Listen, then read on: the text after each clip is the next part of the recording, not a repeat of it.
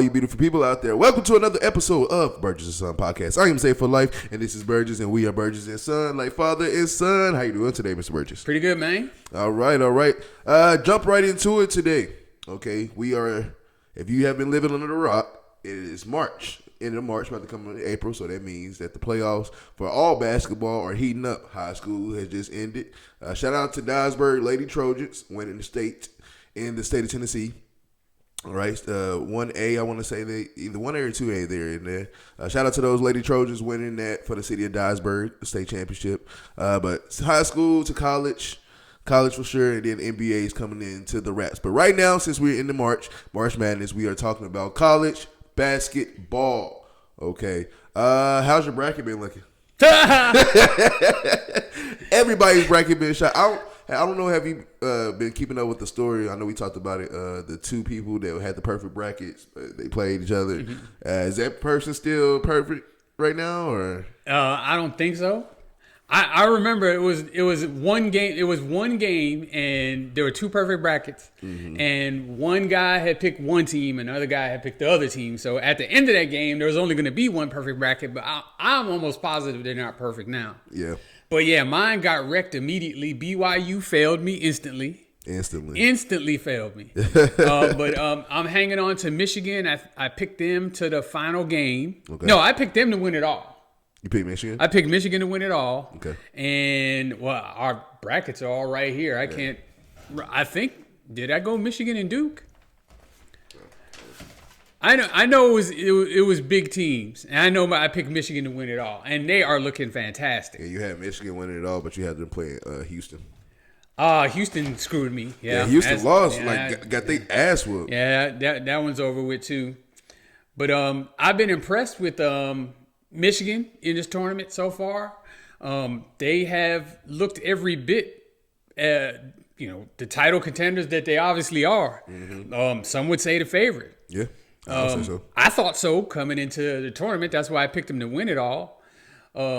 They have pretty much everything you need, and they have size to go along with that. Mm-hmm. So, something that a lot of college teams mysteriously, for some reason, don't have. Like the centers and the post game in college is missing. Yeah, a lot of.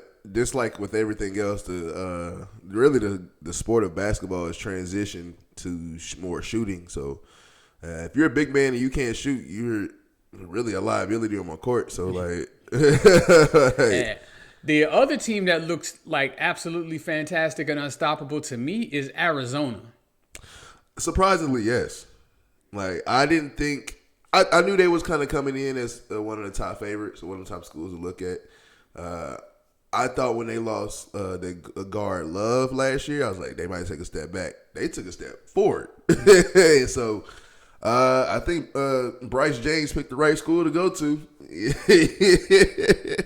I didn't think Arizona was going to be this good, and they are fantastic right now. Yeah, well, historically, they've been a really good program. We don't really have, aside from maybe is Tennessee, could you consider them kind of a Cinderella team to this point? I mean, they're the lowest seed left, are they not? No, Iowa. That's I guess the Cinderella story. So that's a Cinderella, but at the same time, like Iowa they had a decent team to where like there's one of those teams where like if they get a good seeding spot, they can make a run, which happened to be you made a run and you had a good seeding spot. Beating Florida is what really put them over the top, and then they beat Nebraska on Thursday, and then now they play today actually Illinois today. That should be a good game. Yeah. Another good game that should be happening, which is today. You just talked about Arizona. Arizona is playing Purdue today. That's a primo game. That's 1 versus 2, ain't it? Yep. Yeah. I will say this, and it's going to hurt your heart a little bit, but it should be Arizona versus Texas. Texas was you talk about Cinderella. I was after they won the first game versus BYU. I was like, I can see them beating BYU. But then when they beat Gonzaga, I said, hold the fuck up. And then they gave Purdue a game. They really should have won that game. They should have won that game. They really should have won that game. They should have won that game. I'm not even a Texas fan, and I was disappointed. I was like, dude, like they was kind of entertaining to watch. I'm not gonna lie. Well, I know me personally, I don't ride for the basketball team the same way I ride for the football team. Mm-hmm. I'll be honest about that. Yeah. So I hadn't really been following them closely all year like I would the football team. Yep. I was actually surprised that they even made the tournament at all, that they even got into the last four or whatever. Yeah, the first four or whatever first it is. Four, whatever they call it. I was shocked about that too. As well. I didn't even think they deserved that, but obviously they did because they won that game, and then they won the first round game, and then they won a second round game. And damn near you had Purdue shaking. Had Purdue up against it. So shout out to the Texas Longhorns for a strong showing in the tournament. But yeah, that Purdue Arizona game is going to be something to watch later on. I'm excited to watch that. I saw before. I think they said this before the BYU game when Texas played BYU. I think they was talking about Sean Miller used to coach for Arizona and all these other schools, and it was like this is his first year at Texas program, and like he has some good players, but they was talking about the next year recruits he got coming in from transfer portal or the recruits he recruited from high school. He should have a way better team than he has this year. And I'm just here to say that's scary. That's what I'm saying. Like if you had put this showing up with a 11 seed Texas and this group, think about when you get those recruits and those transfer portals in. Like you might have a chance of being maybe not number one, but at least a top 5 seed. Well, one thing that you have to remember about Texas is we got Texas-sized pockets. Yeah. And so that NIL, hey. Look, we gonna take full advantage of that. We gonna spend that money, man. Spend that money. We got a lot of rich alumni at the University of Texas that ain't afraid to write a check. It's not afraid. So it bodes well for us in any athletic endeavor, especially with us being able to legally pay athletes now. Yeah. Yeah. We I guess we had to find back channels to do that before. Now we can be. Now you can be out in the open with it. Mm-hmm. For sure. I would say also I have a shout out to my coworker. He's a Texas fan and he loves football, basketball, everything Texas. And he's like he brought it to my attention because I didn't really think about it, but I just had to go look back. He was like, that's what Texas do. Like anytime they're a low seed, they make a nice run, but in they're a high seed, they freaking lose in the first round. And so I was like, for real? I started looking like that is kind of true. Say, Dad, that sucks for you. I'm thinking we lost in the first round when we had Kevin Durant. Dude, like, wow. And was actually dominating at the time Big 12 tournament. He was dominating the Big 12 tournament. But, yeah, it's all crazy. Purdue plays Arizona tonight. That's game 1 of 2. And then also, like we said, Iowa and Illinois is going to be tonight as well. Purdue or Arizona tonight? What you got? I'm going to have to go with Arizona, but I think that's going to be a great game. Yeah. It definitely wouldn't surprise me if Purdue won the game, but I will pick Arizona. Arizona? Okay. Overtime or last second shot? Hey, I'd love for it to be overtime, man. I love the drama in these games. There's been a lot of drama to this point. That Kentucky game? Yeah. That was nasty. The St. John's game? Oh my God. Yeah, I mean, there's been, but even down to the Purdue game, I mean, that was kind of a last second shot that won that game. Well, tip in. Yeah. And that was crazy. Yeah. So, Iowa, Illinois, who we got in that game?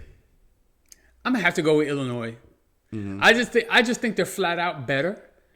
And Iowa's just, they've represented themselves extremely well. But there is a talent deficiency there. And you can kind of see it even in the games that they've won. It seems like the other team was more talented than them. Yeah. It's going to catch up with you at some points. You can't win a tournament and not beat a better team. Yeah, for sure. That's a tough go around. But I say Illinois better seeded and all of that. Sorry. Sissy. Better seeding, I think, and like you said, at some point in time the better seed should play like the better seed. And so also Pedro Stojakovic, his son actually plays for Illinois. So I'm going. I want to see him go far. Actually, games tomorrow. Actually, we got tomorrow. We have Michigan, number 1 Michigan playing Tennessee. Tennessee has been looking good. I'm not gonna lie. Even though we have our differences about Tennessee. Tennessee has looked the part, low key, but also has Michigan, and so Michigan is number 1 seed. Who you got in that game? Actually, I got Michigan, and it could get ugly if you're asking my opinion. Think so? It could get ugly. Michigan's that good.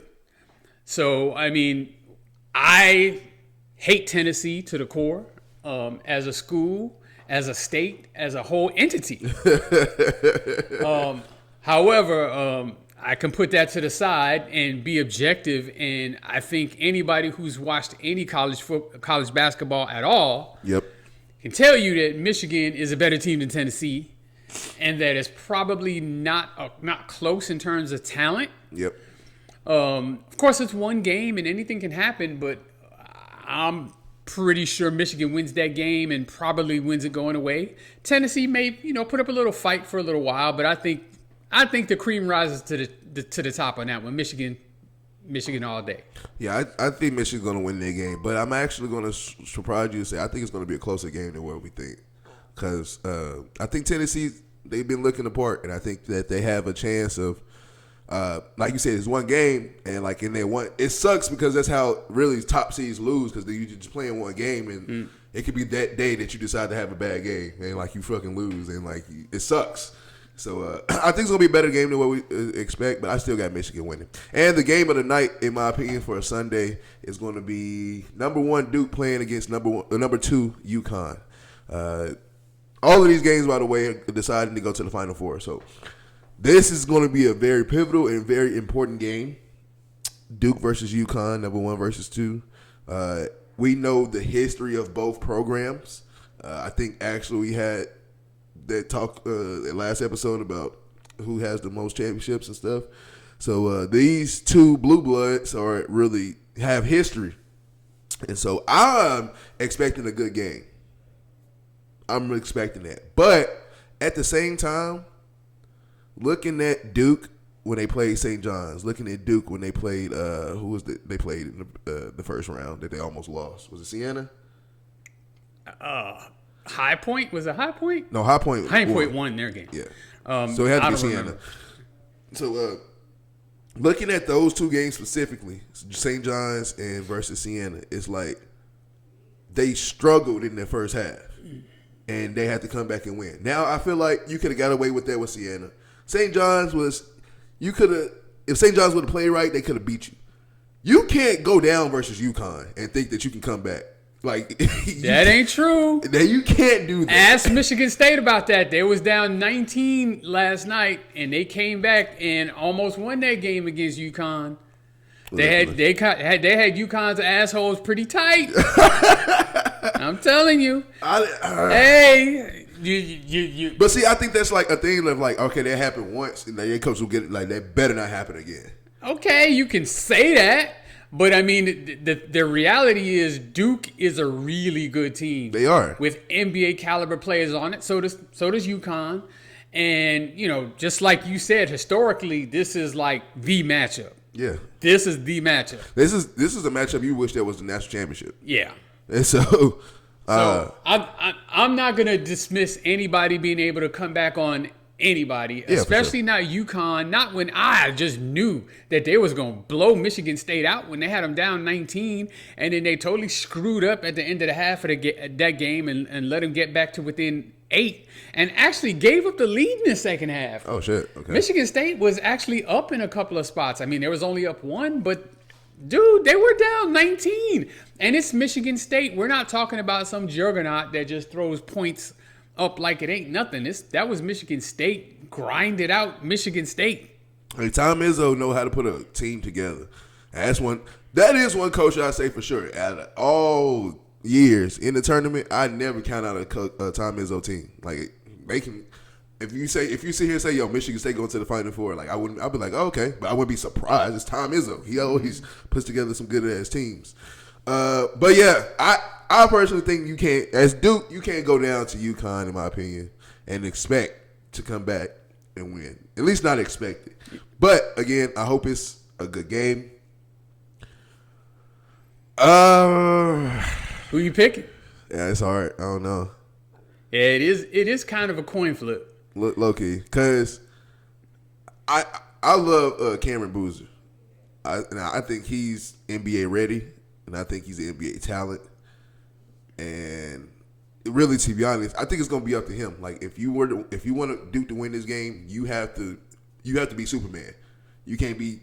I know his twin brother is good, and you got good pieces, but you need to be the man today. Like today. You know what? I'm going to go with UConn actually winning this game versus Duke.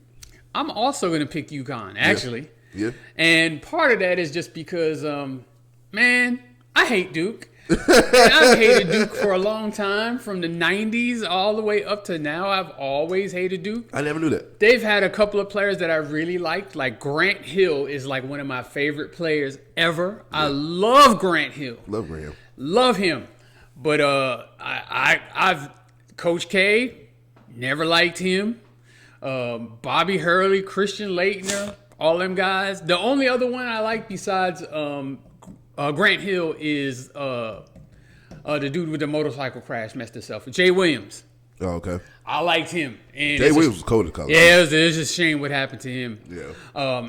However, I've like always hated Duke. I've always been more on the side of North Carolina when it comes to that rivalry.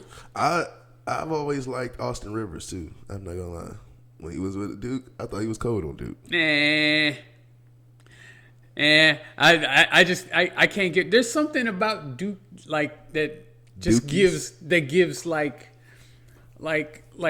snooty. I mean, you know, I've never met any of the players or coaches for Duke, so I mean, I'm just saying that's just kind of what I get from seeing them, you know, and like Christian Laettner, like even all these years later, like that, just him, he just still rubs me the wrong way to the point he hasn't played for Duke in 30-something years, and I still hate Duke because of Christian Laettner.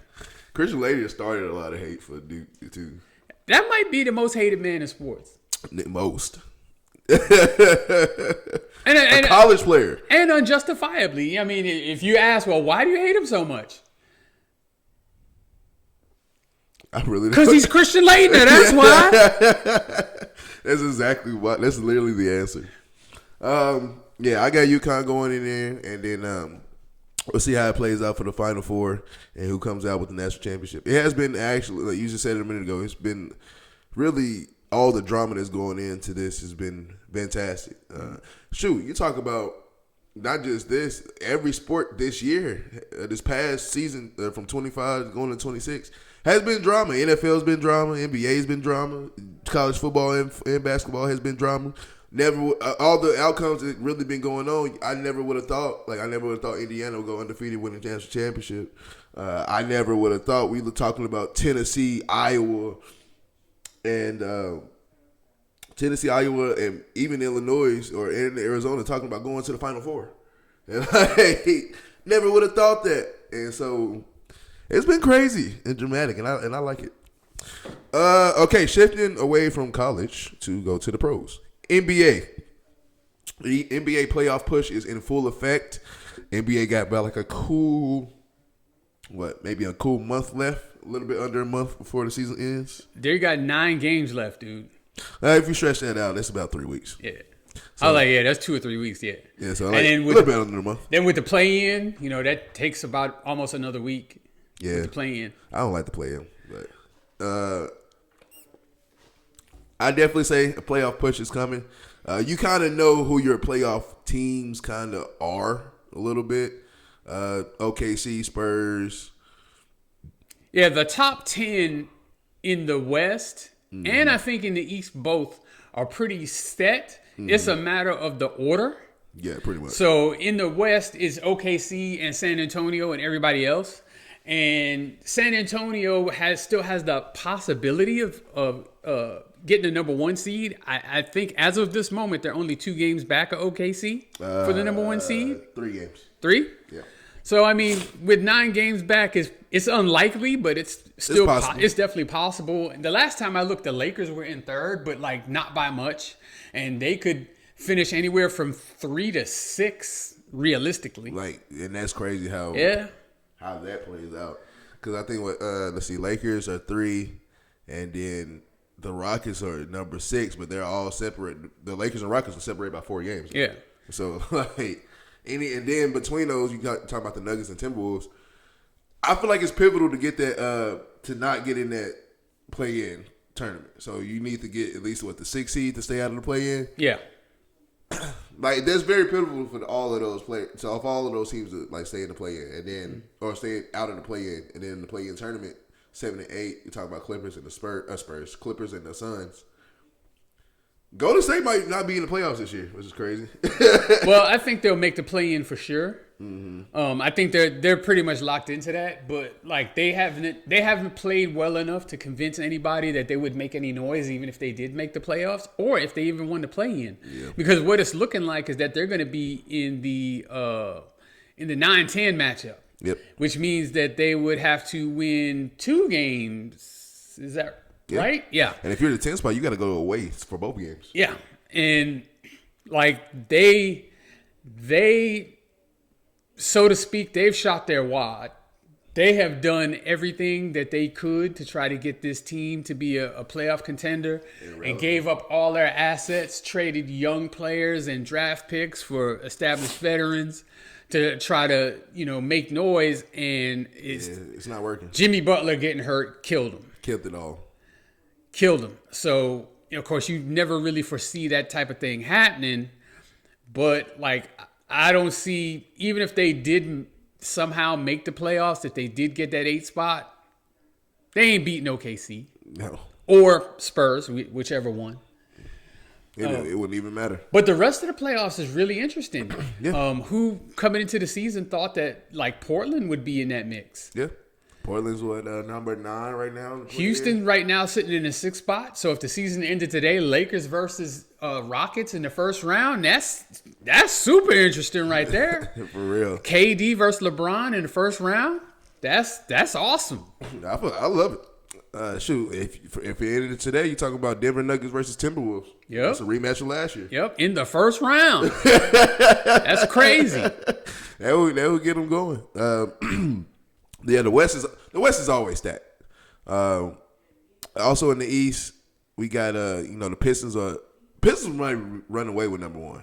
Well, they will, but their question mark is Cade Cunningham. Is he going to be back for the playoffs? Is he going? And how is he going to be? I mean, a collapsed lung? That's serious shit. Yes. That's. Can you breathe? I mean, that's literally that's basic.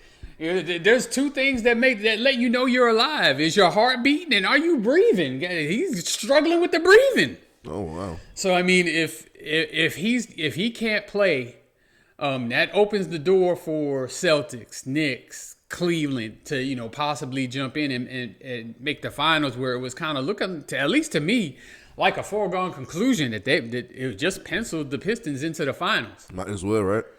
But I think we talked about it a lot of times. I came into the season thinking like, Celtics are going to be mediocre, I thought, and like play in maybe, and we're going to pretty much just chill, wait till Jason Tatum come back.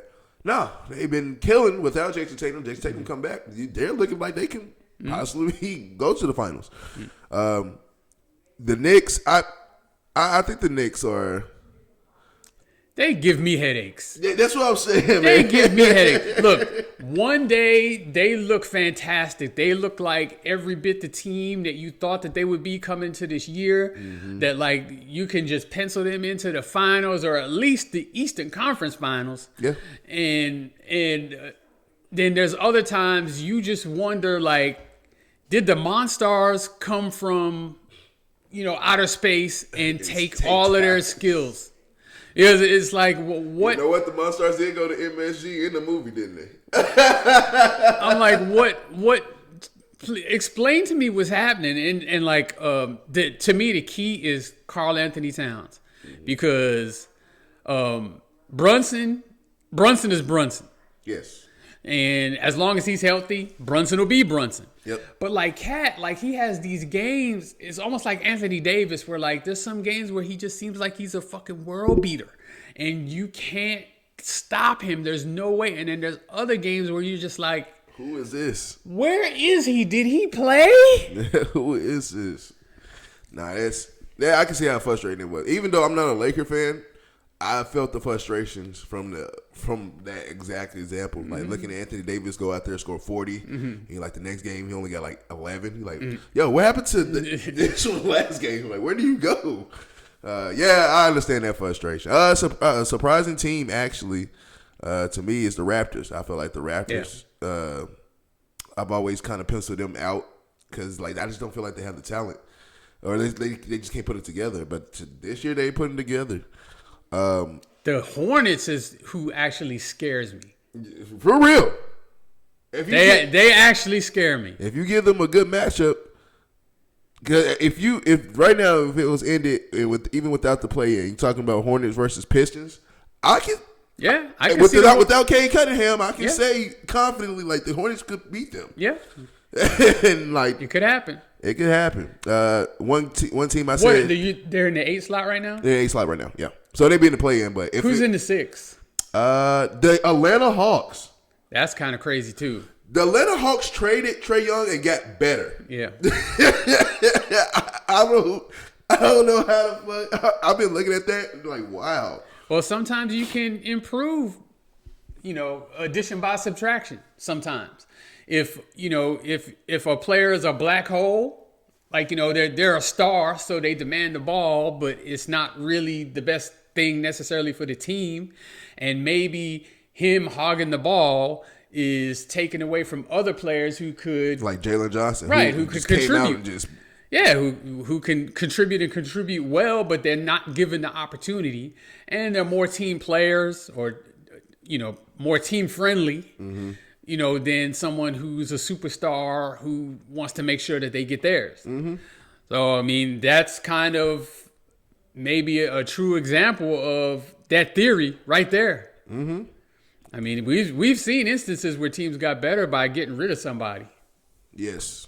And seen it all the time. And I think that's what Trae Young was kind of – and Trae Young is a good player. Don't get me wrong. But I think especially being a point guard, you're ball dominant. Mm-hmm. And, like, you're a scoring point guard at that.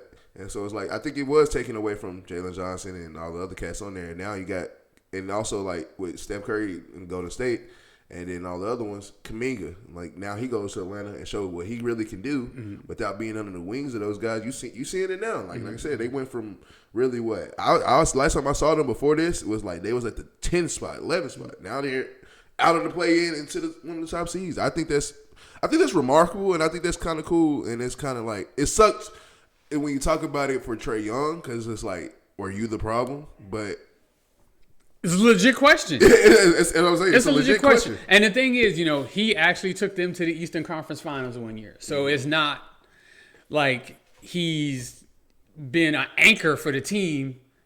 But, I mean, sometimes, maybe that went to his head. Who knows? And he just became unbearable, possibly in the locker room and with management, and wanted to control everything. And, now with, players being a little bit more empowered now. Yep. He wants to call the shots, and maybe they acquiesce to him. Yeah. And a lot of times these players want to play GM, and then they do it, and it don't work out at all because they're seeing it from their perspective, not the overall team perspective. Like management would look at it. Yep. So, is what it is. Yeah. Cleveland kind of. I'm never worried about Cleveland. I don't know why, and I hate to put this stamp on it, and you can say what you want. Cleveland, for the past, 5 years, have been looking fantastic in the regular season and get to the playoffs and choke it all the way. I will never be afraid of Cleveland unless LeBron comes back. Then I'll be afraid. I'm just saying I don't have confidence in the James Harden move. I don't. But it's been working. Now. See, but we all know what happens come playoff time with James Harden. I mean, if my goal is to win a championship and I'm having really good regular seasons every year, I'm not giving up young assets for James Harden. I'm not. I'm just not going to do that. If he somehow fell into my lap and it didn't cost me draft picks or young players, I might consider doing it because you can always bench him. But if you're going to mortgage part of your future for him to, for the now, well, what has he ever done to give you confidence that he's going to play great in the now, in the playoffs? Because he just hasn't. But with this Cleveland team, we're talking about Donovan Mitchell and Evan Mobley on there. Do you think that James Harden would be able to take that ego away and take the backseat of being a third option? I think they might help his career, and I might think they might help the team. You hope. I mean, I know Cleveland hopes that. Yeah. I mean, I think James Harden hopes that. I mean, because I'm pretty sure he wants to win a championship. I mean, we know he hasn't played well in the playoffs, but I mean, I'm pretty sure he wants to play well in the playoffs. Yeah, for sure. And he wants his team to win. I don't know if he presses too hard, or I don't know if the pressure is too much for him. Maybe he does need to be the third option, because he actually played pretty good in them finals when he was the third option behind Russ and KD, when they played in the Heat in the finals. I mean, he played pretty well, but he was coming off the bench then. Yeah. So, not a whole ton was expected. Now he's going to be, like you say, maybe the third option, and maybe not so much as expected, but he has failed so much in the playoffs. I'm just saying that the spotlight is going to be on him regardless. So he can't fly under the radar. It's not possible because he's James Harden. Yeah. So I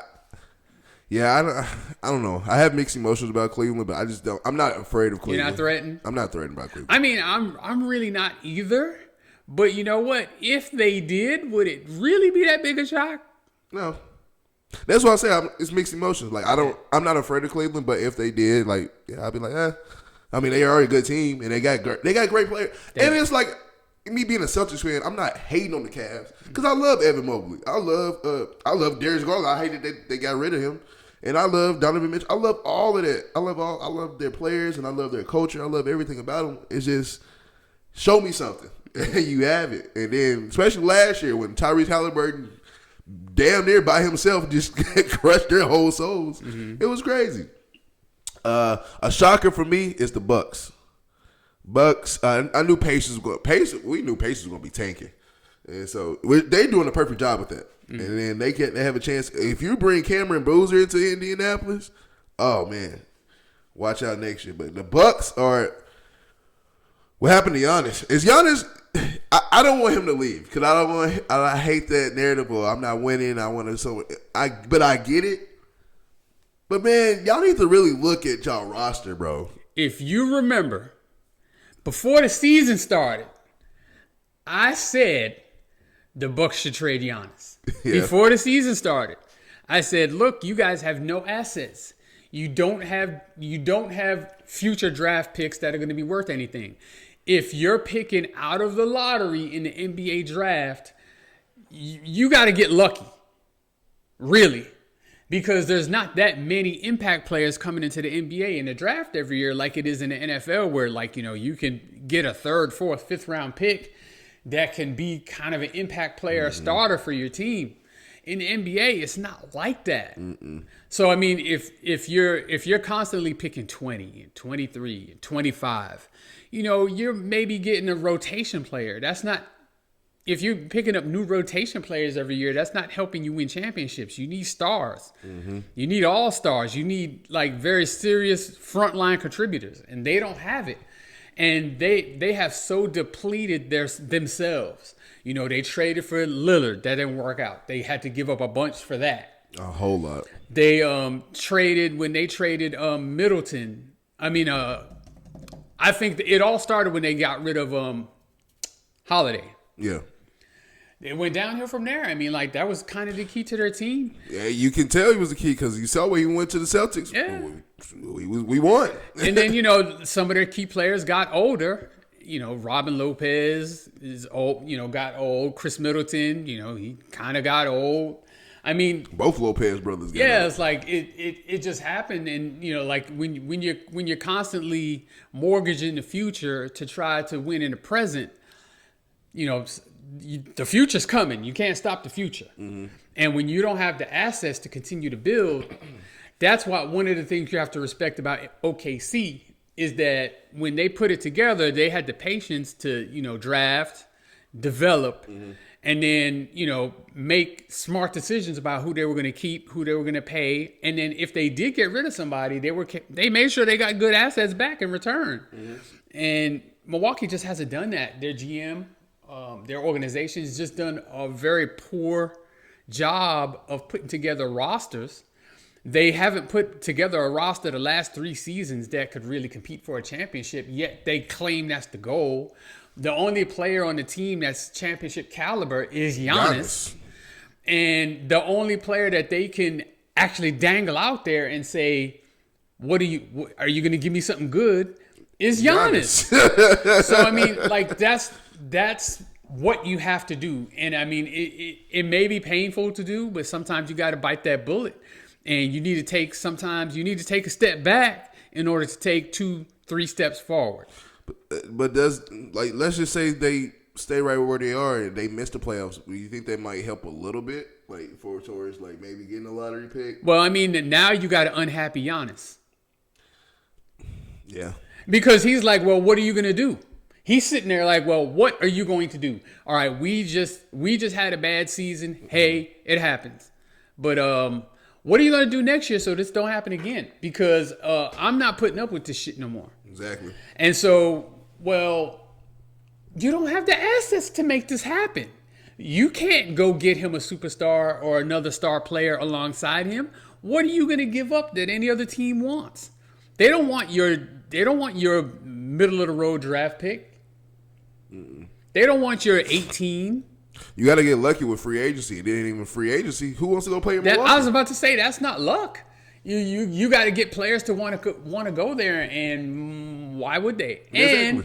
And you've handicapped yourself with the salary cap because you let Lillard go. Yeah. You was paying him $60 million a year. You just waived him. I don't know. You still got to eat that money on your cap. I'm not saying it was a bad move, and I understand why they did it and everything. And but that's step one. That's an example of taking a step back to move forward. Yeah. And they just need to do it all the way. It needs to be a full rebuild. Just hey, look, start over. You're gonna be bad for the next 2-3 years for sure. Try to position yourself. Get top 5 draft picks for the next couple of years, and then develop those young players into stars. That's all you can do. You're Milwaukee. Nobody wants to go to Milwaukee. There's no cachet about being a Milwaukee Buck. There's no cachet about the city of Milwaukee. You lucked into Giannis. Lucked in. Nobody knew he was going to be what he is. And I think he was like the 15th overall pick. So, like, you literally lucked into him. Nobody knew he was going to be a Hall of Fame type caliber player. It just happened to happen. It happened to happen. And you were able to, with a young roster, build some put some veterans around him to give y'all the championship you won. That's a success. That's successful. But now, like, Bucks, you're in a position where, dude, you've painted yourself in a corner. If you are the Bucks, though, and you looking at maybe the Pacers, Washington, Brooklyn, even Sacramento, maybe the Jazz of potentially getting the number 1 pick, or even the number 2 pick, do you like look at those teams and kind of like look at it? I wouldn't be mad if, let's say, Pacers get the number 1 overall pick, and then you're like, okay, we'll give Giannis for the number 1 overall pick. Okay. I would think that would be good for the Pacers. Would the Pacers then do that? But that's my thing. Would you? Because if you get the number 1 overall pick, I'm pretty sure Cameron Boozer is coming out. Yeah. And so I think he's the best player in the country, and I think he's going to be number 1 regardless of what team it is. And so I'm looking at the Pacers of like, we can get this rookie in Cameron Boozer, but we can also get an established player, MVP type player in his position already.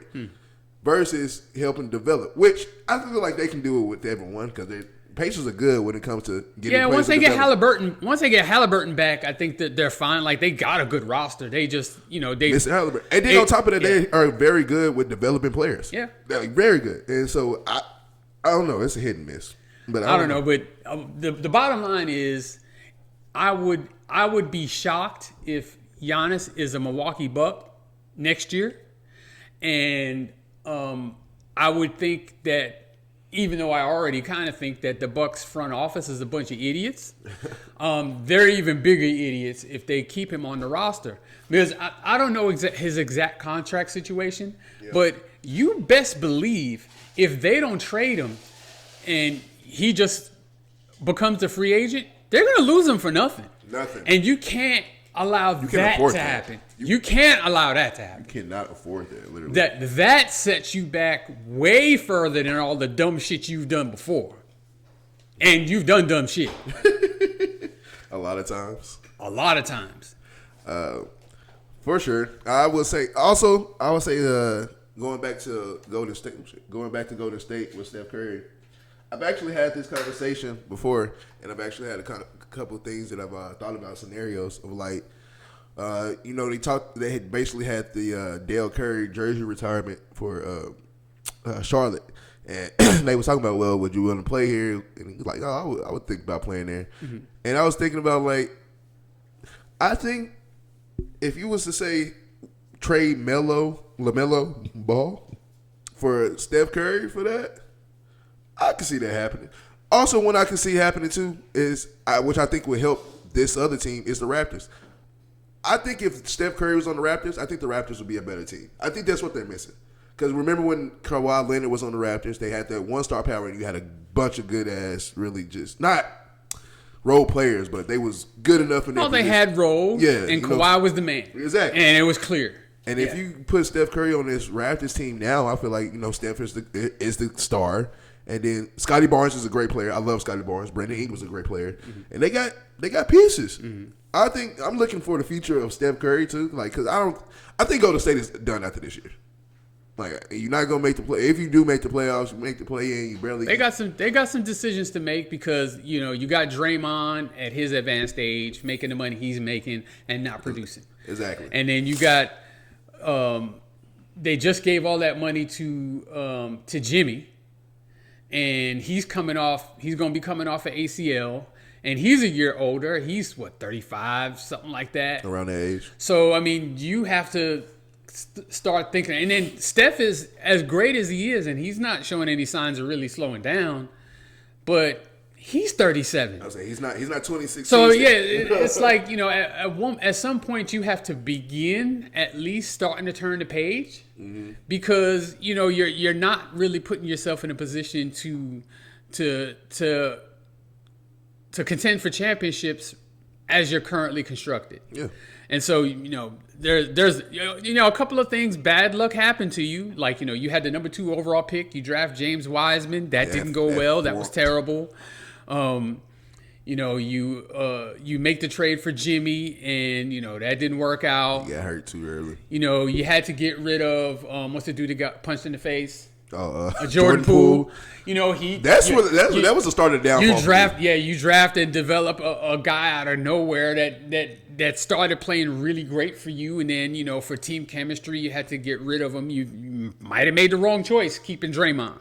Yeah. So I'm just saying, Golden State has some decisions to make.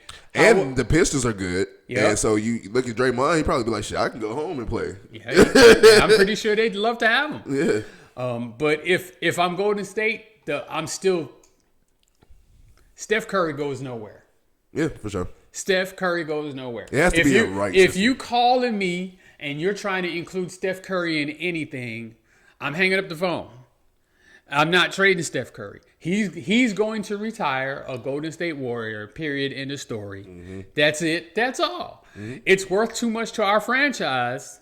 It's too much of a feather in our cap for him to have him playing somewhere else under any circumstance. The only reason that Steph is not a Golden State Warrior is because Steph says, I don't want to be here. Exactly. Now, if he forces his way out, that's different. But if I'm the Warriors, I'm not trading Steph Curry. Everybody else. Anybody. Yeah. Hey. Any and everybody. What do you give me? But for Steph, he's retiring a Warrior. That's it. That's all. We don't want to hear nothing about it. So, I mean, if I was another team, sure, I'd love to have Steph on it. But at 37, like you do have to question how much longer he's gonna play. Yeah. And at what point, is his production gonna really diminish? Like to the point where like he's not even all-star caliber because Father Time's undefeated.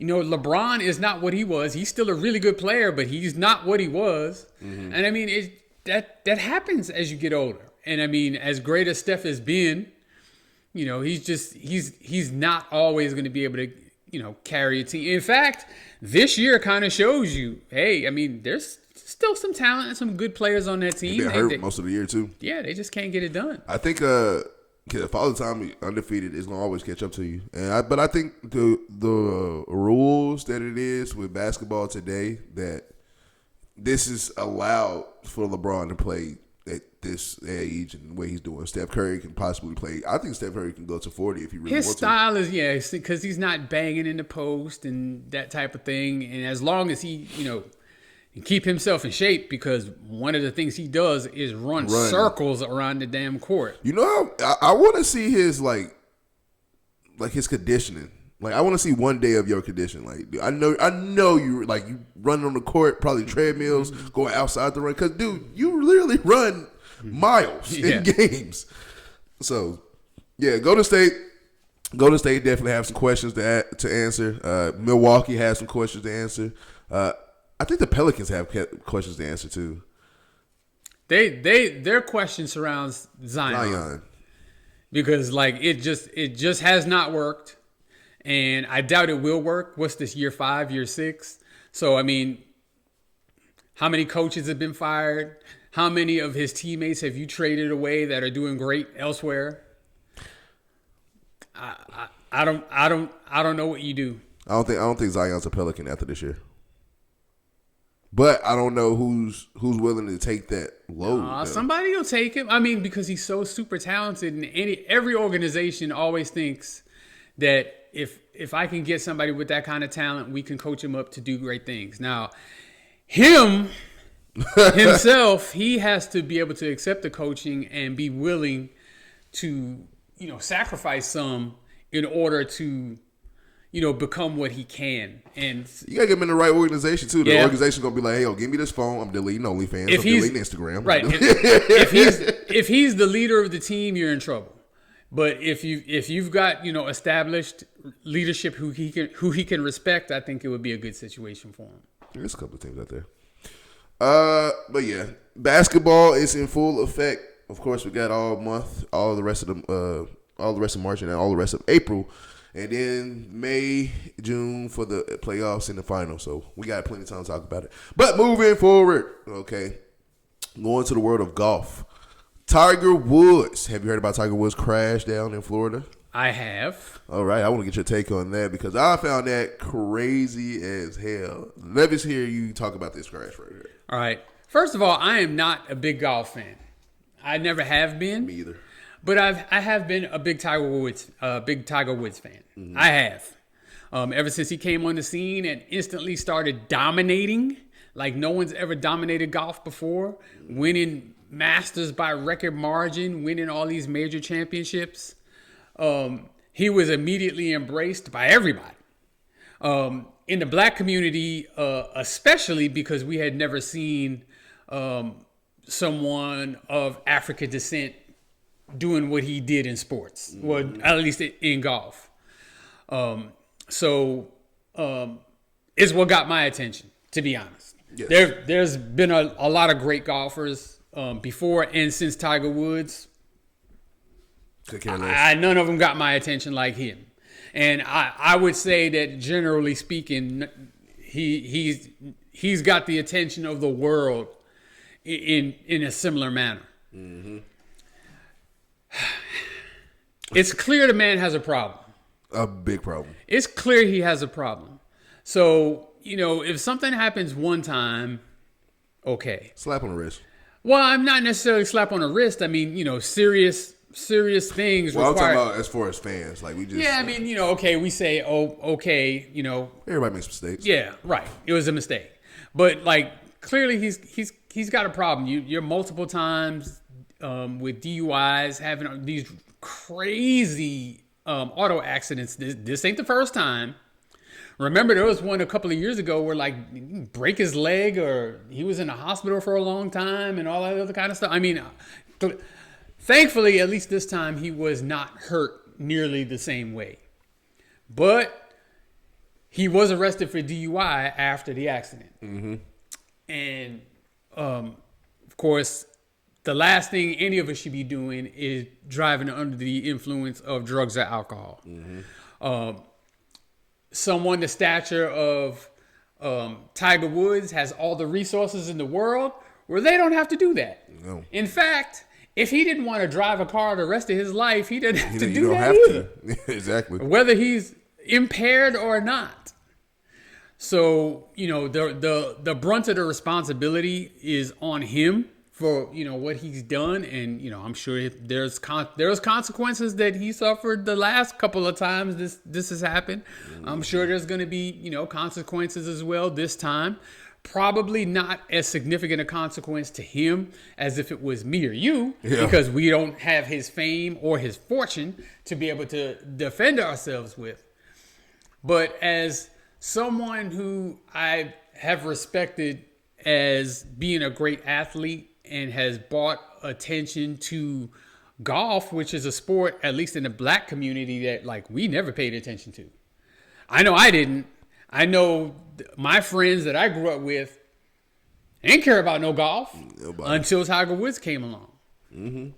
So as somebody who's, had that spotlight shined on him to the point where he's, brought a whole sport to the forefront. Yeah. I really hope that he gets himself together on at least on this issue. We're all humans and we all go through things, and there's things, that I've done in my life that I'm not particularly proud of. And, I wouldn't want it splashed on the front page of a newspaper or everybody talking about it on Facebook or on their little pissant podcast. But it happened. I'm me and he's him. Yeah. Again, I just really want him to, to get the help he needs. Clearly there's an issue there. Yeah, a big issue, and it's something that he's going to have to himself fix before it gets probably even worse. And then as a parent myself, I get more furious thinking about, like, just, like you said, doing it one time, it's like, all right, like, everybody makes mistakes, everybody human, but constantly doing it over and over, it's like, do you ever think about your child at home? Like you got a whole really son right now who's trying to follow in your footsteps, and you do stuff like this that he can't really, like, it can't be justified. And he's got to answer questions about that. Exactly. And so, small news story that I got for people who didn't know, Tiger Woods was arrested for DUI after a rollover crash near his home in Florida on Friday, according to the Martin County Sheriff's Office. According to the police officials, just before 2 p.m. Eastern Time, Woods' Range Rover was traveling at a high rate of speed on Beach Road on Jupiter Island when he tried to pass a work truck. Woods' SUV clipped the back of the truck trailer and flipped on to the side. The crash took place near 281 Beach Road, about 4 miles north of Woods' home. Woods was uninjured and was able to climb out of the SUV of his own. Wow. Okay, he climbed out. Yeah. So, damn, that sucks. Yeah, I mean it's sad, and then of course they put him in cuffs after that. You go through when you flip your car over and then they arrest you. Yeah. All right. Yeah. Put your hands behind your back. Like Jesus. Man, I feel for him. I feel, like I said, I feel for more of the children as a father. Like, even though I still, to this day, 30 years old, make mistakes and do other stuff, I still try to, before I do decisions, I try to say, hey, is this going to affect, first of all, this is going to affect me. If it's not going to affect me, it's going to affect my parents. It's going to affect my wife. It's going to affect my kids. You know what I'm saying? I'm going down the line of what decisions I'm trying to make and how can it affect them. A lot of people, and I hate it because a lot of people with money and with power really don't think about those consequences right away. Like, they just do what they really want to do, and it sucks. But hey, man, prayers up for Tiger Woods, man. I'm glad you're okay. You just got to get better and just do what you got to do. I've been, you know what's crazy? Before this story happened, I literally around last week sometime, I was just thinking because they was talking about Tiger Woods and all the, I think it's another golf tournament that's about to happen soon. Yeah, the Masters is coming up. Yeah, okay. So they was showing it, looking. I was like, man, you know what? I want Tiger Woods to have like a monster ass like Masters and come back and do this. I want him to be and then this shit happen. So it is what it is. Okay. All right. Time for another segment. Our next segment for today. Our last episode, we actually did this with my mother. She's not on this episode today, but we're gonna go back into it, and this is called This or That. All right, Mr. Keith, floor is yours. All right, so now we get out of that somber Tiger Woods bullshit, and we get into some fun. Nice. So this segment, once again, is called This or That, and this is when I will name two things. Okay. And we will, in rapid, in 3 seconds or less, name which one of those two things we like better, and then also explain why. Okay. So the first subject of This or That, Mr. Xavier. Yes. Championship games or championship series? Oh, like the NBA games, like 4 out of 5. Okay. Championship game. Championship games. Okay. Why? Because I feel like it's more. Championship game is more dramatic. It has more drama, and it really can go left or either way. Versus a championship series. We see it all the time. You can see that lower seed beats the top seed that game 1, or maybe the game 2, and has a momentum, and then the rest of the games they lose 4-1. Like I remember when Memphis Grizzlies first started to pop off with John Morant, and then they was going against the Jazz, who had Donovan Mitchell. They was cold, but they won game 1. They was like, oh, they lost 4-1. You know what I'm saying? So the series gives you a chance to like, all right, we had a bad game as a top seed, had a bad game. The last game, we're going to bounce back. Like the tournament now, just one game, like you can't afford to have a bad game today. Like, if you lose, it's over. So I check championship games over series. All right. I actually wrestled with this one. Even while I was putting it on the itinerary. Yeah. I still wrestle with it, and I'm back and forth with it. And so now I'm forced to make a decision on championship games or championship series. And I'm going to go championship game. Okay. And because of the drama of one game, like Just just one game. anything can happen in that one game. So in college sports, they're almost all one games for the championship. For basketball, it's one game. For football, it's one game. For baseball, I believe it's a series, but it's like a short series. It's like 2 out of 3, but still it's a series. Mm-hmm. Baseball is the only one that I can say the series are actually entertaining. Like with basketball, you just know like the best team is going to win that series. Yeah. And then in pros, they're all series except for the Super Bowl. Yeah. But what's the biggest event? Yep. It's the Super Bowl, which is one game. One game. So it's like you can't.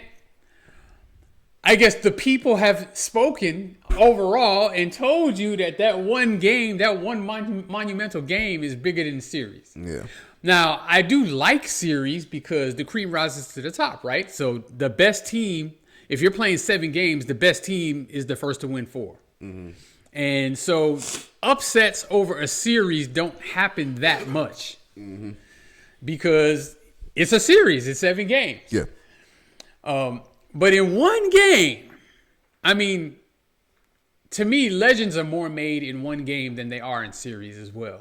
Yeah. So true. Like you know about it because in this one game, this one player rose above it all and performed great and did this. Hey, perfect example is even though it was a Super Bowl, was the AFC Championship game years ago? Pittsburgh versus New England.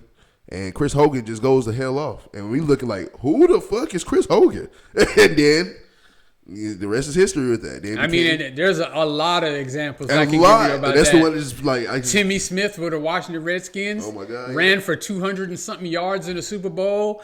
I don't think he ran for 2 yards the whole rest of his career in any other game after that. But you remember that. But you know him because of that. Yeah, exactly.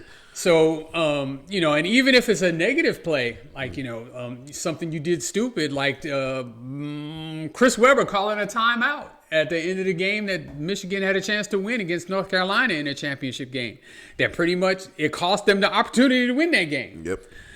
So, if it was a series, who knows who wins that series? But in that one game, yeah, that mattered. That one play mattered huge. So I think it just matters more because it's only one game. But I still do love a playoff series. Oh, yeah, of course. I mean, they're fantastic, and the ebbs and flows, the back and forth, the strategies change every time.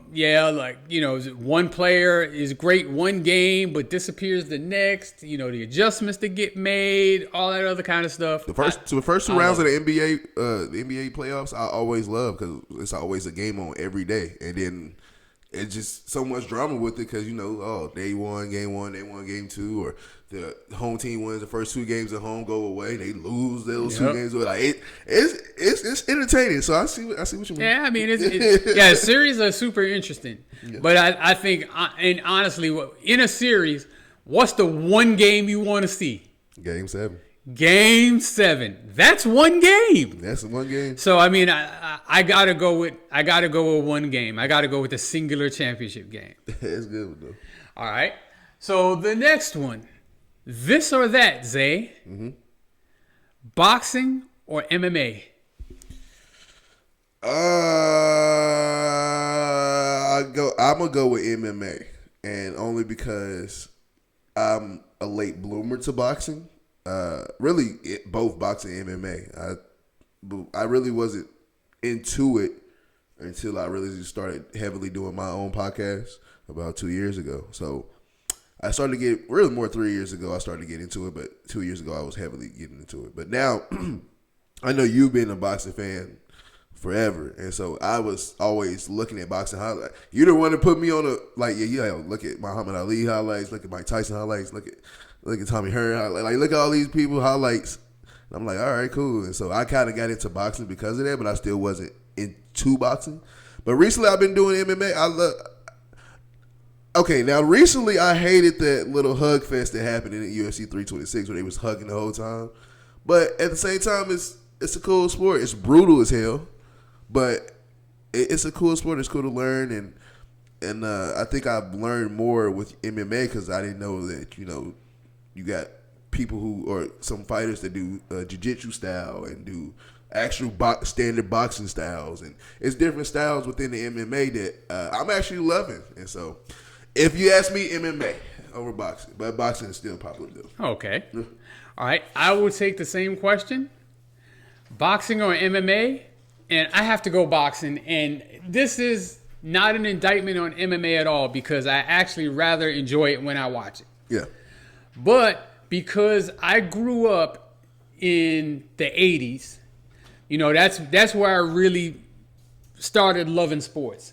And the 80s was like peak time for boxing. So like the best fighters ever, a bunch of them, came up in the 80s. So we're talking about Sugar Ray Leonard. We're talking about Mike Tyson. We're talking about the end of Ali. We're talking about Tommy Hearns and Marvin Hagler and Roberto Duran and just a bunch of great fighters. And there was a time where boxing was as big a sport as football was. Yeah. And so I followed boxing closely, my whole childhood and then into the 90s.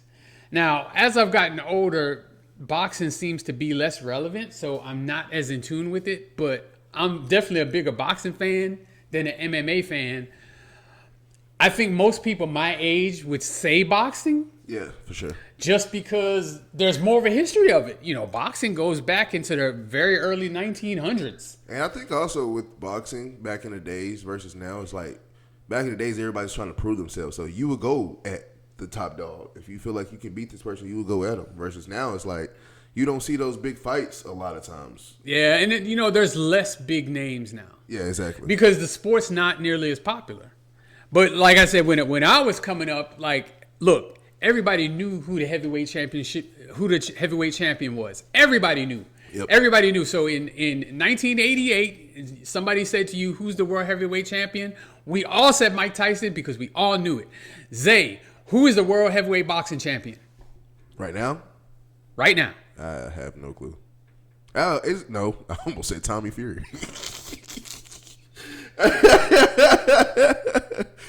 See, exactly my point. I have no So, I idea. mean, I didn't necessarily do that to put you on the spot. But I just, because, you know what? I don't know who the heavyweight boxing champion is either, to be honest. I feel like they got like fucking like 5 Well, belts in yeah, that too. they have a bunch of them. You know, there's a few famous ones like, you know, Deontay Wilder, but he's not a champion. We've seen him been put to sleep multiple times. Anthony Joshua, but he's not a champion. We've seen him put to sleep a few times too. And the last meaningful fight he had was against a YouTuber. So, I mean, you know, it's like, I can't tell you. I think I know who it is. It's like some Russian guy with like a real hairy back. A real hairy I'm just telling you, I don't know his name. That's what's wild about boxing today. Yeah. I mean, like you just don't know. So the fighters that you do know are in the lower weight classes, you know. So you know, hell, the best one just retired. Terrence Crawford. So I mean, you know, like a lot of the, you know, the bigger names are, you know, like Floyd Mayweather and stuff. Like they're retired, they're gone. Like, And it's always I didn't think about it until I like really started looking at it. Like your popular ones now, like they're small. Like, Yeah. Like Tank. Man, this man's nickname is Tank. Gervonta Davis' nickname is Tank, and this man is like 5'7". well, He's 5'10", but it's still like but like he weighs what? 147 pounds. Like, I mean, That's a tank. yeah. I mean, you know, it's what it is now. You know, it's just sure. like MMA. I think has surpassed it in popularity.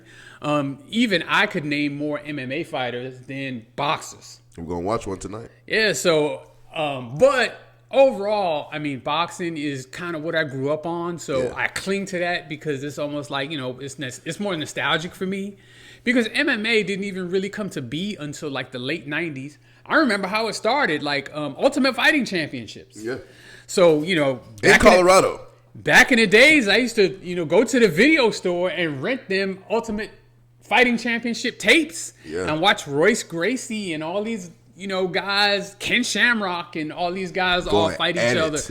But, you know, like it's evolved now into where it's, you know, more of an organized thing with MMA.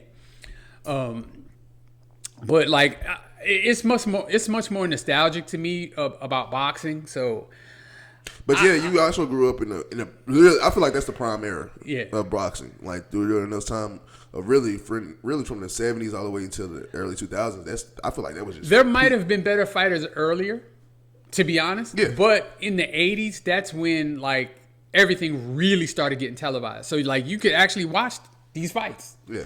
So, like, you know, in the 50s and 60s, Joe Louis wasn't, you know, Joe Louis fights weren't being televised, you know? Like, you would hear the stories, yeah. But, I mean, you couldn't watch them, but, like, starting in the 80s, like, these guys became TV stars, and then the next thing you know, Sugar Ray Leonard's doing Sprite commercials, and, you know, these guys have endorsements, and, you know, Mike Tyson is, like, the biggest star on the planet. Yes. So, you know, for me, it's more nostalgia, but I mean, I think as time goes by, MMA is just gonna completely take boxing's place. You think so? I think so. It's gonna be interesting to see. I think they're on the right path of the fame, and it's now kind of like how boxing was when it first started.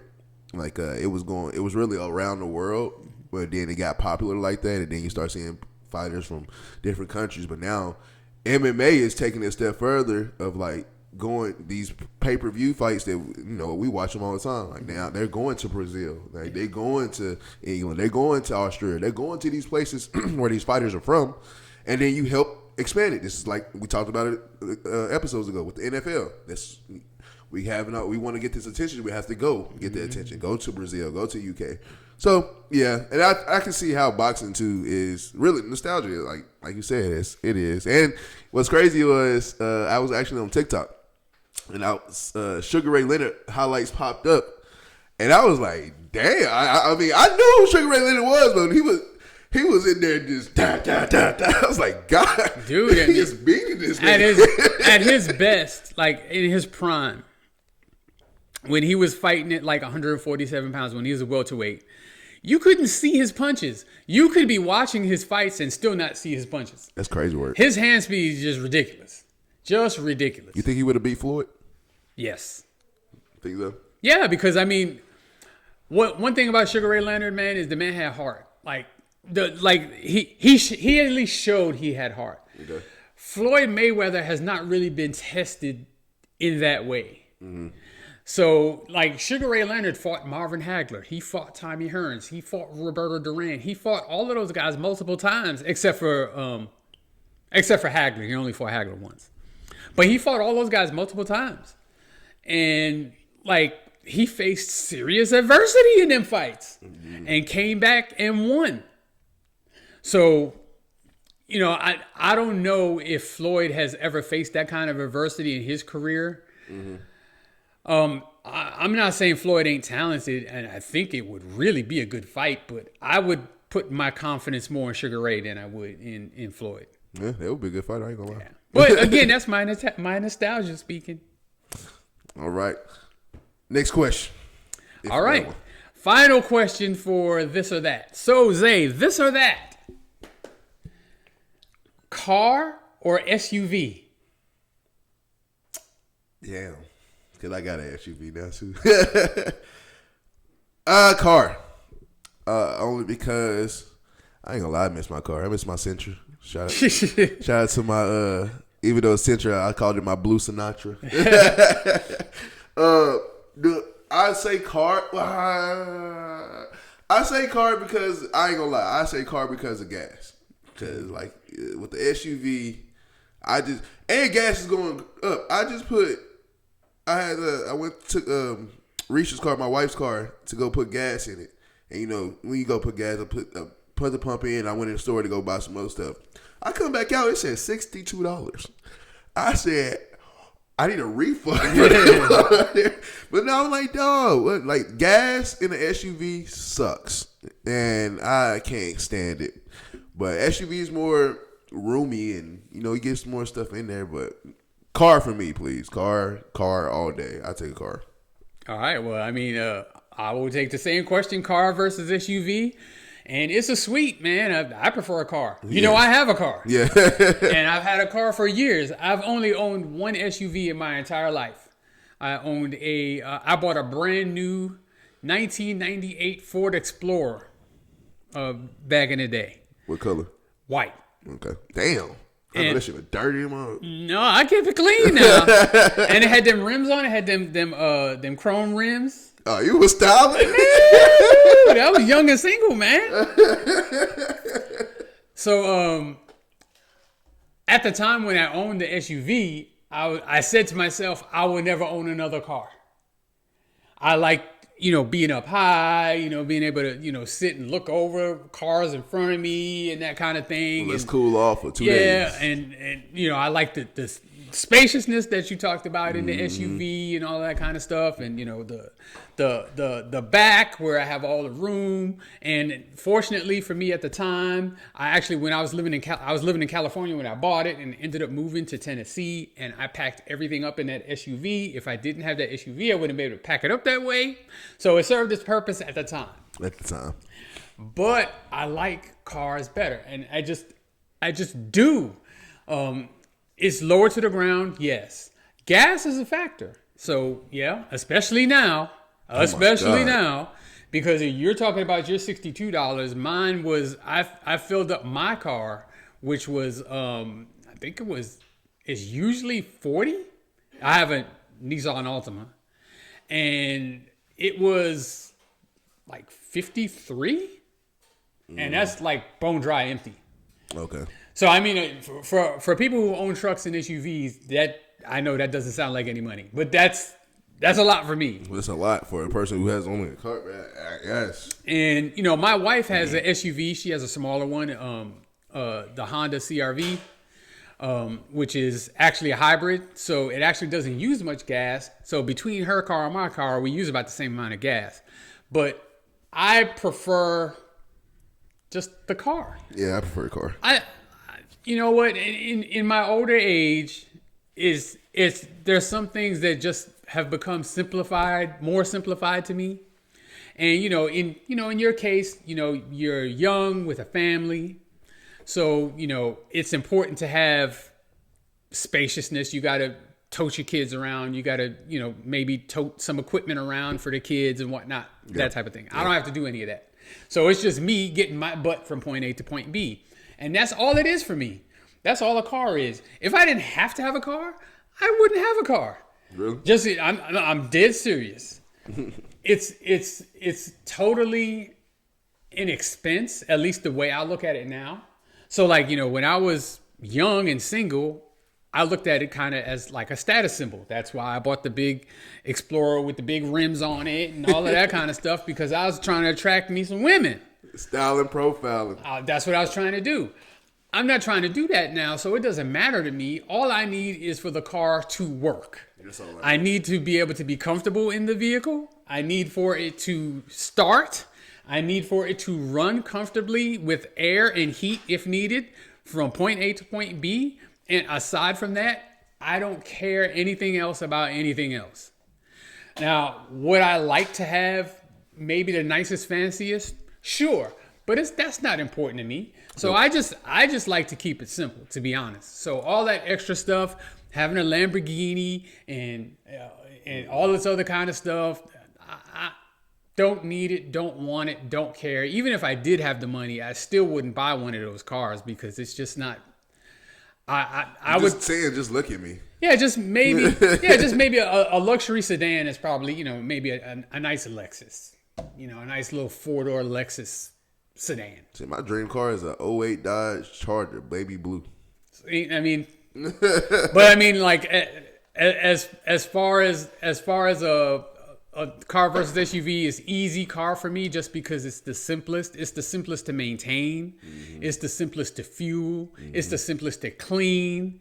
And, as long as you take care of the vehicle, it'll last you a long time. I mean, my car's a 2018 and it's got 81,000 miles on it. And I've never had to put that car in the shop ever because I take care of it. Mm-hmm. And so it's easy. But if you got them luxury cars, you not only gonna be in the shop, they see a Mercedes. I mean, oil change in some of them cars is like $200, $300. Like, the hell you talking, man? Get out of my face, man. So I just like the simplicity of it. My wife would beg to differ. She must own an SUV. Actually, Risha wants a truck so bad. Ever since. Oh my God. Ever since I've known my wife, she's had nothing but SUVs. Yeah. So damn. Yeah. So just varying models, varying years, varying sizes. That's just what she likes. For I guess maybe the same reason that she feels safer. She likes the height of it. She's big into gardening and stuff, so her supplies, she can put in the back and move them around easy. Yep. My hobbies don't involve any of that, so I don't need to have that kind of room. But I mean, and I'm not knocking anyone else who has a different preference. It's just mine. I'd just rather have a simple car. That car over SUV any day. Yeah. All right, last segment of the day. We have True or False. It's another new segment that we're bringing in to you guys. True or False? Go ahead and explain that for the people, Mr. Keith. All right, I am going to ask Zay 2 questions.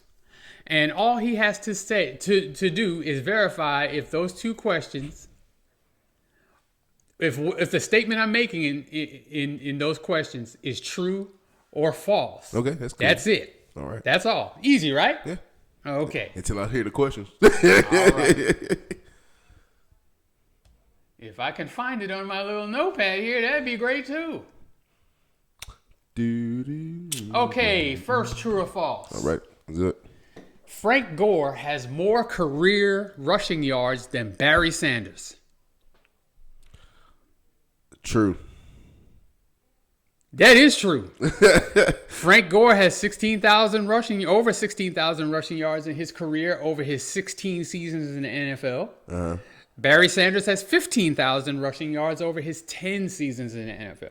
And you know what? Only reason I kind of knew that was what was I watching? I was watching something, and they was talking about Frank Gore having so many. I'm like, Frank Gore? He is the third leading all-time rusher. That's crazy. A lot of people don't know that, or at least don't realize that because, well, Frank Gore is not who comes to the forefront when you think of someone who's like top 10 in these types of categories. Exactly. Just like what the controversy with the Bam Adebayo. It's not that Bam Adebayo did it. It's just like we looking at it like Bam Adebayo.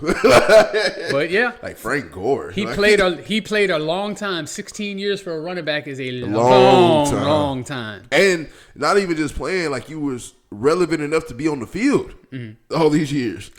So, yeah. So that is the first one. The second one. Let me get that one. True or false? Mm-hmm. Kirk Cousins has earned more money in the NFL than any other NFL player ever. Like just over the course of his career? Yes. True. That's got to be false, right? Well, I mean, is that your answer? Is your answer true or false? I say false. It's false. Is it? Okay. I thought so. But is he up there though? He's third. No way. He's third. Well, I mean, you got to think about this. Career earnings in the NFL with the skyrocketing of salaries late, you know it's got to be somebody recent. Yeah. So since we know that he is not the highest earner, who do you think is?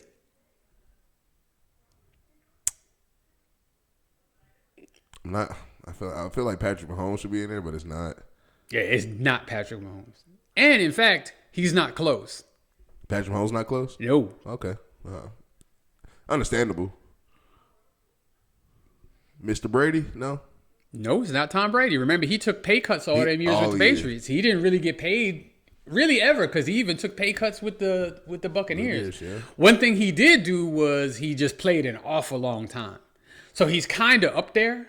But he's nope. You know, Patrick Mahomes taking that same approach of taking pay cuts. Yep, and that's why he's going to be playing long and win champion. But damn, I'm trying to think. Who's the top receiver? Probably.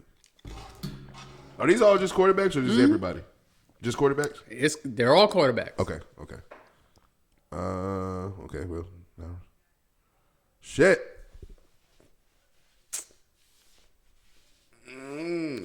Why'd you be somebody I just never would have thought of? It's somebody I never thought of.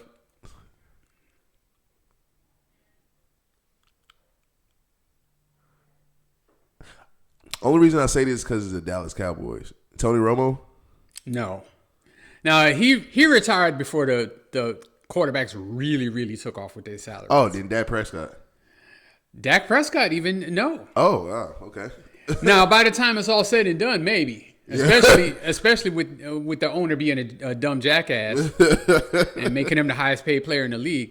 But the second highest paid player of all time is Aaron Rodgers. Aaron Rodgers? Aaron Rodgers.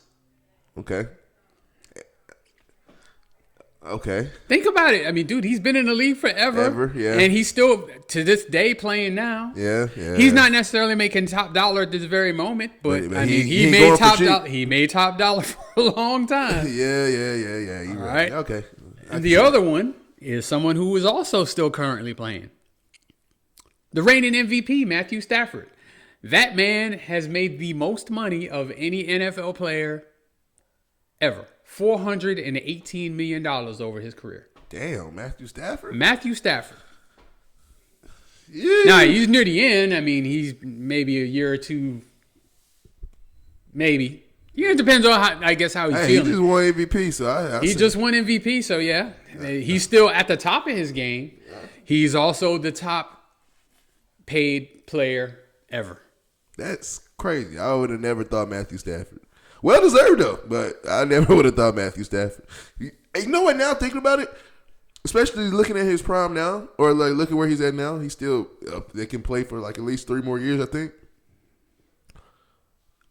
he came in the perfect time. Because you come in and play for Detroit. Detroit is Detroit, but they gave you the money that you needed. And then on top of that, we know the market goes up year after year. And you was in that market from, well, I'll just say from the 2010s all the way through all of this. And now you got a good offer when they traded for you from L.A. And only thing that sucks is the L.A. taxes, or the California taxes, period. But, yeah, I can see, he came in the right time there for that. Yeah. Now, okay, that's it. The thing is, this list will constantly change. Of course. As the years pass, Dak is going to catch up and pass all of these guys. Then, you got your young guns. You got your Caleb Williams. You got your Drake May, your Bo Nix, your Jaden Daniels. These guys, if they stay healthy, they're going to eclipse all these numbers. Because the quarterback salaries, right now, the top salary is $60 million. That is Dak Prescott. Dude, right now. Cam Ward came in and damn near got a $30 million contract as a rookie. Yeah, but his $30 million is over 4 years. I'm just saying, period, of how the times have changed to where rookie quarterbacks. Well, actually, there was a time when rookie quarterbacks. You can bet if a rookie quarterback was taken number 1 overall, he was the highest paid player in the league. There was a time when that happened before they put in. I know Andrew Luck did that. Before they put in the rookie pay scale. I don't know. I think the rookie pay scale was already in place for him when he came in the league. Okay, he had. But like Sam Bradford, for example, that was really when he came into the league, he was the highest paid quarterback in the league. He was a high paid player in the history of the league when he signed his rookie deal, never playing a down. That's crazy. So of course they changed that system so that couldn't happen anymore.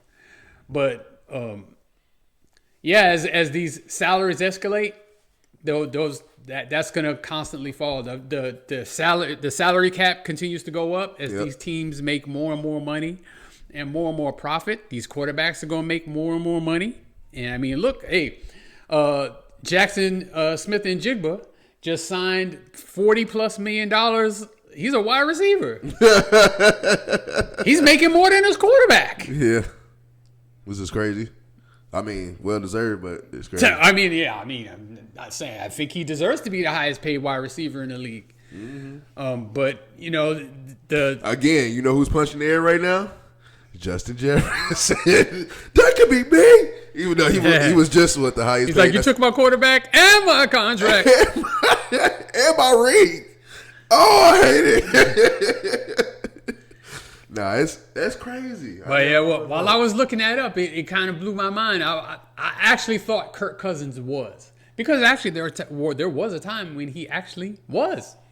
Because he was getting, I know y'all gave him a payday, right? We didn't give him a contract payday. We franchised him 2 times or 3 times. But it was like at a high price. Yeah, the first time you franchise somebody, like they get like the average of the top 5 players paid at their position, and then it goes up. And so if you franchise them again, they get like an increase over that. And then you can't franchise somebody more than twice now. But at the time, we franchised them, I think, 3 times. And we never did give him a long-term deal, but the Vikings did. Mm-hmm. And then when the Vikings gave him his long-term deal, they gave him a fully guaranteed deal. In fact, they gave him a fully guaranteed deal twice. Oh, it was twice. Yeah. Damn. Okay, I did not know that. So I knew he was up there, and I thought he was number 1. So when I looked it up, I was like, damn, dude passed him. You learned something new. And Aaron Rodgers he's just barely passed. Barely clipping. Yeah. All right. Oh, that's cool. I like that one. We got to do that one again and this and that. I like those 2 segments. But yeah. All right. Thank you guys for joining us on another episode of Burgess&son Podcast. All right. We got some stuff going on. We're going to actually, side note, if you're going to be, I know this is probably not going to air until tomorrow, Monday, but if you're going to be outside drinking for the UFC fight, because Israel Adesanya fights tonight, I'm going to be watching. I think the last, 3 fights we watched, 2 of them he's got put to sleep or got knocked out, whatever. Mm-hmm. So hopefully he bounced back, and we're going to be watching that tonight. But until next time, We'll be back probably after the tournament is done, after the Final Four. Mm-hmm. And so coming more with basketball news, NBA, and college. But until then, I'm Zay for Life, and this is Burgess, and we are out.